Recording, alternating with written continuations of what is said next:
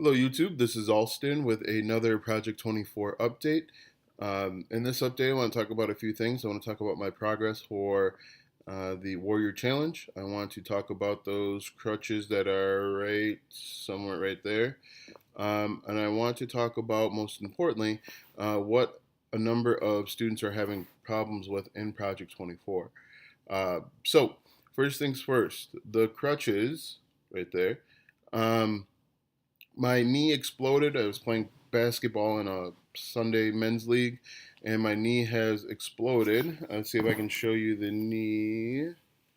There it is. Graphic content. If you are a bit squeamish, your knee probably should not look like that. Um, for the most part, it should probably never look like that. So that has had an adverse impact on my Project 24 progress. Um, the injury happened on Sunday, and I'm about 4,000 words short of meeting the Warrior Challenge. The Warrior Challenge is basically the challenge of getting 60,000 words, and that can either be blog posts or YouTube videos. 60,000 words in the month of February. I'm about 4,000 short, but it's 100% my fault. This is a good lesson in putting off until tomorrow what you can do today. There were about 2 weekends in a row there where I did not dedicate any time towards Project 24. And if I had have done at least a little bit of work, I would have met my goal. So, yeah, I should have gotten stuff done, but I didn't. So that's number one. I'm very short of my goal. I'm going to try and do a couple videos or write at least one blog post between today and tomorrow. My surgery schedule for tomorrow, so I'm going to try and get one of those done. Tomorrow I'm going to really try and meet the goal, but it's not looking likely. So that is that with the the Warrior Challenge. So I'm going to probably come up short there. Most importantly, one of the most difficult things to do when it comes to blogging, writing in general, is coming up with content. A lot of students at Project 24 seem to be struggling with making a word count of 1,500, 2,500, or 3,000 words.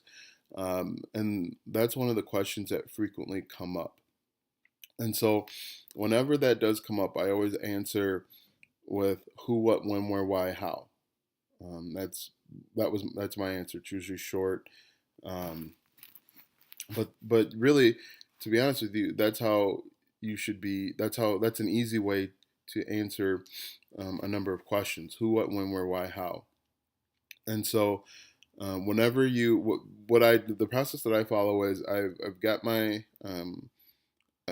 word or phrase that I want to write on. Before I actually start writing the blog post, I take 10 minutes and I write at the top the title, and then I write who, what, when, where, why, how in bullet points. And then under each bullet point, I make an indent, and then I write a question. So, for example, if I'm going to write on what is a 4-3 defense in football, my key phrase is 4-3 defense in football, or 4-3 defense. And so if that's going to be the phrase that I'm keying on, and my blog heading is going to be what is a 4-3 defense, I spend as much time as I can writing about that initial question. And then after that, I take the who, what, when, where, why, how questions that I create at the top, and I use those as subheadings to fill in the rest of my article or blog post. So, for example, again, my main topic is who, what, when. My main topic is what is a 4-3 defense in football. At the top, I've written who, what, when, where, why, how. All right, who created the 4-3 defense in football? So what is the 4-3 defense in football? Who created the 4-3 defense in football? When was it created? When to use the 4-3 defense in football? Why use the 4-3 defense in football? 4-3 defense in football versus a 3-4. what is meant by 4-3 defense? And the answer is that is four down linemen, three linebackers. But if you just keep doing that, you'll quickly fill in your content, your blog posts with the number of words that you want. It's really easy. If you spend the 10 minutes up front answering those questions, you won't be sitting at your computer screen for hours thinking about things to write about. Um, so again, at the top of my Word document or Google Doc, I'll just simply do 5 bullet points: who, what, when, where, why, how. Who invented it? Who should use it? So who should use the 4-3 defense?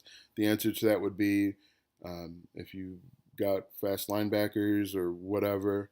Um, where to use it? You want to use it when they're um, in earlier downs. I mean, it really all depends. But again, you just need headings and subheadings. So once you write your initial answer to the question, what is a 4-3 defense in football? You use the who, what, when, where, why, how method, and put those as your additional headings throughout the blog post. Believe me, if you do that a couple times, you'll get better at it. B, you'll wind up writing so fast that that'll make your head spin. You'll be able to get 2 or 3 blog posts out very quickly. And then at the very end, if for whatever reason you're completely tapped out, you can always just throw in some additional questions or related questions at the bottom of your blog post. Usually, I throw them in after the conclusion. You could probably throw them in before. That probably doesn't matter. But that was the main reason why I wanted to come in and spend a few minutes with you today. It wasn't to show off my new set of wheels or anything like that. It was more just to answer the question about how to write faster. So that is it. I probably will not have another video for at least a week. In that week, I'll update you on some of the things that I've done, some of my progress going forward, what my plans are. So thanks for watching, and we will see you soon.